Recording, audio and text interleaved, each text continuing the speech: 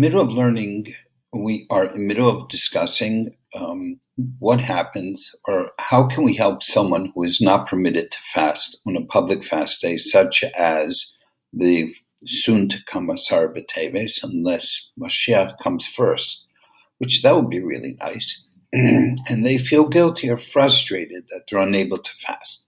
So we began with the teaching of the Mishnah Berurah on Siman Tav Kuf Ayin Aleph.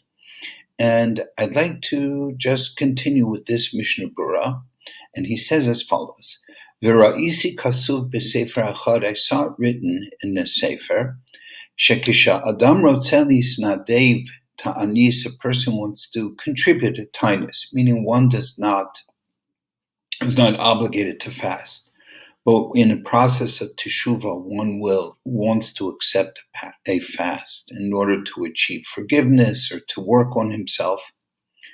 Tov yoser sheikabel taanis min dibur mima sheikabel alav min ha'achila. It is more beneficial for him to accept a taanis dibur, a day of a fast from speech, not talking, except for davening, brachos, or absolutely necessary. That's a more effective taanis than a taanis, a fast from eating and drinking. Ki mimena lo yihya lo nezek lo begufo v'lo b'nishmaso. He's not going to cause any physical damage to himself, and certainly not any neshama damage. V'lo yechalesh al yedei zen. He will not be weakened because of this, because he's going to be eating, and it has the full din, the full status as a fast. And then he says, by the way, the Vilna Gaon in his letter, his fabulous letter of Musar, says that if a person finds himself in a state in which he wants to afflict himself, don't do it b'taanis v'sigufim, with all sorts of afflictions. Ki im beresem piv u'v'tavosav, a day committed to total control, shutting down his mouth and other desires, and that this is the type of teshuvah that is most effective.